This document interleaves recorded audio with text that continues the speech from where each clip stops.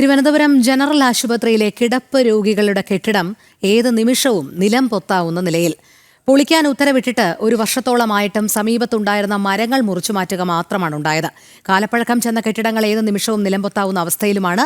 സർക്കാർ ആശുപത്രികളിലെ safety ഓഡിറ്റും fitness പരിശോധനയും തികച്ചും പ്രഹസനമാണെന്ന് തെളിയിക്കുന്ന കുറെ കാഴ്ചകളും നമുക്കവിടെ കാണാൻ കഴിയും. ശ്രീനന്ദ SP ചേരുന്നുണ്ട് ഈ വാർത്തയുടെ കൂടുതൽ വിവരങ്ങളുമായി. ശ്രീനന്ദ, കോട്ടയം മെഡിക്കൽ കോളേജിലെ കെട്ടിട ദുരന്തത്തിന്റെ നടുക്കം നമുക്ക് ഇതുവരെ വിട്ടുമാറിയിട്ടില്ല. അപ്പോഴാണ് തിരുവനന്തപുരം ജനറൽ ആശുപത്രിയിലെ കിടപ്പ് രോഗികളുടെ കെട്ടിടത്തിന്റെ ദുരവസ്ഥ കൂടി മനസ്സിലാക്കാവുന്നത്. ഏത് നിമിഷവും നിലം പൊത്താവുന്ന തരത്തിൽ പൊട്ടിപ്പൊളിഞ്ഞുള്ള ഒരു കെട്ടിടമാണ് എന്ന് മാത്രമല്ല, ഇത് പൊളിക്കാൻ ഉത്തരവിട്ടിട്ട് ഏകദേശം ഒരു വർഷത്തോളമായി എന്നും അറിയാൻ കഴിയുന്നുണ്ടല്ലോ. എന്താണ് നിജസ്ഥിതി? തീർച്ചയായിട്ടും രോഹിണി, ആരോഗ്യ മേഖലയിൽ ഒന്നാം സ്ഥാനത്തെന്ന് വീമ്പിളക്കുന്ന ഒരു സംസ്ഥാനത്താണ് ഇപ്പോൾ ഇതുപോലൊരു കഷ്ടകാലം വന്നിരിക്കുന്നത്. കാരണം കഴിഞ്ഞ ദിവസം കോട്ടയം മെഡിക്കൽ കോളേജിലുണ്ടായ സംഭവം നമ്മൾ എല്ലാവരും തന്നെ കണ്ടിരുന്നു. ശേഷമാണ് മറ്റ് മെഡിക്കൽ കോളേജുകൾ എങ്ങനെയാണ് അവിടെയുള്ള കെട്ടിടങ്ങളും മറ്റു ഉപകരണങ്ങളുടെ ക്ഷാമവും എല്ലാം തന്നെ പരിശോധിക്കുന്ന ഒരു സ്ഥിതിവിശേഷം ഉണ്ടായത്. ആ ഒരു പരിശോധനയിലാണ് നമുക്ക് മനസ്സിലാക്കാൻ സാധിച്ചത്. നമ്പർ 1 എന്ന് പറയുന്നത് ജനറൽ ഹോസ്പിറ്റലിൻ്റെ അവസ്ഥയെന്ന് പറയുന്നത് അതിശോചനീയമാണ്. അവിടെ കിടപ്പ് രോഗികൾ കിടക്കുന്ന വാർഡിലാണ് ചോർന്നൊലിക്കുന്നതും അതുപോലെ തന്നെ കെട്ടിടങ്ങളുടെ ഭിത്തി ഇളകി വീഴുന്ന ഒരു അവസ്ഥയിലേക്ക് എത്തിയിരിക്കുന്നത്. എന്തായാലും ഒരു വർഷം മുൻപാണ് ഈ ഒരു കെട്ടിടം പൊളിച്ചു മാറ്റാനും അതുപോലെ തന്നെ പുതിയൊരു കെട്ടിടം നിർമ്മിക്കാനുമുള്ളൊരു അനുമതി അധികൃതർ നൽകിയത്. എന്നാൽ അതിന് ഇതുവരെ 9 മാസത്തോളമായി ഇതുവരെ യാതൊരുവിധ പരിഹാരവും ഉണ്ടായിട്ടില്ല.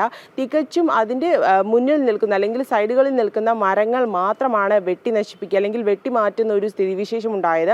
ഈ ഒരു കെട്ടിടം പൊളിച്ചു മാറ്റാനോ അല്ലെങ്കിൽ രോഗികളെ മാറ്റി പാർപ്പിക്കാനോ ഉള്ള ഒരുവിധ സംരക്ഷണവും അല്ലെങ്കിൽ യാതൊരുവിധ നടപടികളും അവിടെ സ്വീകരിച്ചിരുന്നില്ല. അവിടെ ഇപ്പോൾ മാധ്യമങ്ങൾ ഇത് വാർത്തയാക്കിയതിന് ശേഷം ജനങ്ങൾ അല്ലെങ്കിൽ ആരെയും തന്നെ അങ്ങോട്ട് കയറ്റിവിടുന്ന ഒരു സ്ഥിതിവിശേഷം ഉണ്ടാകുന്നില്ല എന്നാണ് നമുക്ക് മനസ്സിലാക്കാൻ സാധിക്കുന്നത്. നമ്മൾ അങ്ങോട്ട് ഇന്നലെ മാധ്യമങ്ങളെല്ലാം തന്നെ അങ്ങോട്ട് പോയപ്പോൾ തന്നെ സെക്യൂരിറ്റികളെല്ലാം തന്നെ കൂടുതലായുള്ളൊരു സാഹചര്യമാണ് ഇപ്പോൾ ഉള്ളത്. കാരണം ആരും തന്നെ ഈ ഒരു സ്ഥിതി ഇനി പുറം ലോകം കൂടുതലായി അറിയരുത് എന്ന് അധികൃതർ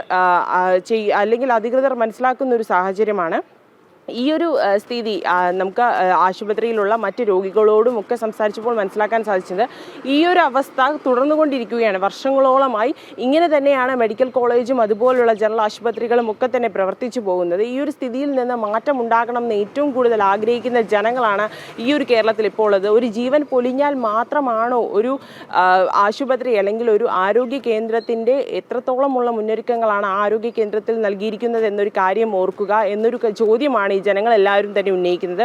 ഒരു ജീവൻ കോട്ടയത്ത് പൊലിഞ്ഞു കഴിഞ്ഞു, ഇനിയും എത്ര ജീവനുകൾ പൊലിഞ്ഞാലാണ് ഈ ഒരു അവസ്ഥയ്ക്ക് ഒരു അറുതി ഉണ്ടാവുക എന്നൊരു ചോദ്യമാണ് ഉന്നയിക്കേണ്ടിയിരിക്കുന്നത്. എന്തായാലും ആ ഒരു കെട്ടിടം പൊളിക്കാൻ ഒരു വർഷം മുൻപ് ഏപ്രിലാണ് കെട്ടിടം പൊളിക്കാനുള്ള ഒരു ഉത്തരവ് നൽകുന്നത്. ഓഗസ്റ്റിൽ കെട്ടിടം പൊളിച്ചു മാറ്റാനുള്ളൊരു നിർദ്ദേശവും നൽകിയിരുന്നു. എന്നാൽ ഒരു വർഷം പിന്നിട്ടിട്ട് കൂടി യാതൊരു നടപടികളും സ്വീകരിച്ചിട്ടില്ല. അവിടെ വേരുകൾ ഒരു ബിൽഡിങ്ങിന്റെ മുകളിലായി അല്ലെങ്കിൽ ബിൽഡിങ്ങിന്റെ സൈഡിലായി വേരുകൾ നിന്നൊരു മരങ്ങൾ മുറിച്ചു മാറ്റുന്ന ഒരു സ്ഥിതി പോലും ഉണ്ടായിട്ടില്ല. സൈഡിലുള്ള മരങ്ങൾ മാത്രമാണ് മുറിച്ചു മാറ്റിക്കൊണ്ടിരിക്കുന്നത്. രോഗികൾ ഇപ്പോഴും ആ ഒരു വാർഡിൽ ഉണ്ടെന്നതാണ് ഏറ്റവും കൂടുതൽ.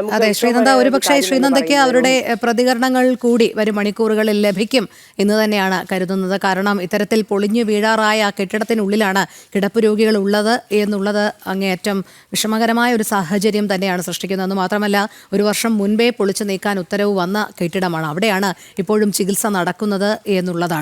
ആരോഗ്യ കേരളം എന്നൊക്കെ അവകാശവാദങ്ങൾ ഉന്നയിക്കുമ്പോഴും ഇത്തരത്തിൽ ഈ പഴക്കം ചെന്ന കെട്ടിടങ്ങൾ എത്രത്തോളം അപകട ഭീഷണി ഉയർത്തുന്നു എന്നുള്ളത് നമ്മൾ ഒരു ജീവന്റെ വില നൽകിക്കൊണ്ട് കഴിഞ്ഞ ആഴ്ച കണ്ടത് തന്നെയാണ്.